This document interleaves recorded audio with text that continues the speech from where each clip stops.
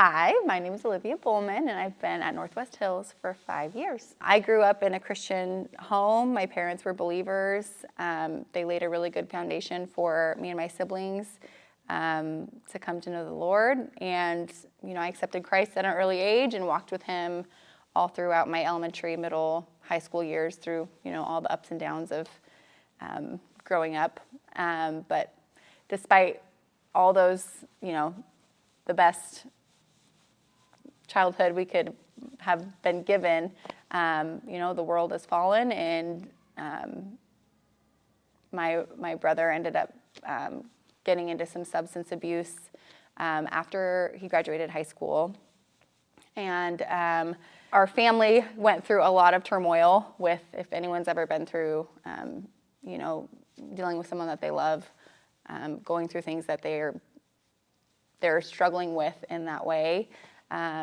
It's really hard to see them make those choices. We spent years praying for him to kind of come out of that. And my dad and my sister came to my house one day in Salem and told me that my brother had relapsed and he was back in rehab. And I had thought things were going really well for a while. And it turns out he was really, really struggling with some substance abuse.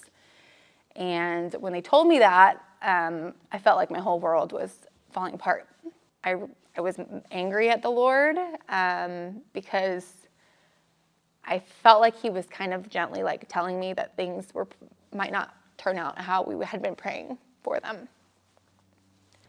And so I went to the mailbox a couple days later, and a friend of mine had written a letter to me.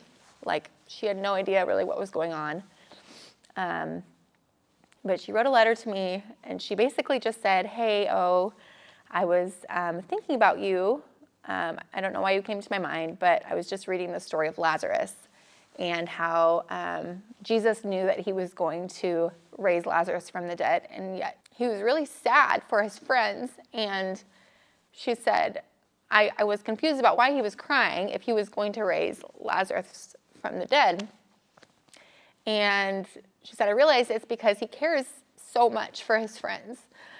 And I felt like the Lord, I'd walked with Him for years, but I felt like He was meeting me right where I was in that moment. I felt like He was saying, this might not turn out like you want, but I'm with you and I care about you. Months went by, and eventually, about 6 months later, my brother did end up passing away from substance abuse. But the day that I found out that he passed away, I just remember feeling like I didn't even know how to pray, but it was like this.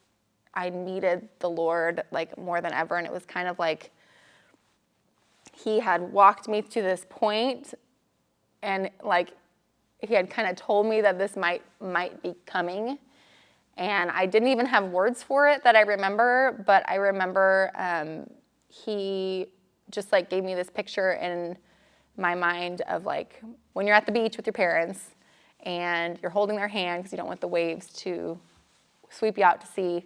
And I just had this kind of vision of an undercurrent kind of trying to take me out, and Him just scooping me up.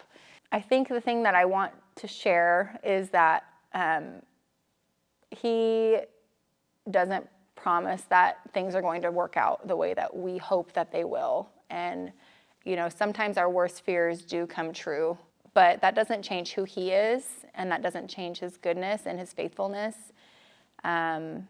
And He met me where I was at in my grief for the months and even years after that. I was really not sure if I'd ever feel joy again. And I think the reason that we can have joy is because He is who He said He was, right? He came, He died, He rose from the grave. He was who He says He was. And also, He said He's going to make all things new, and I can hope in that. God really does care about us, and Jesus meets us where we're at, even in the darkest points of our lives,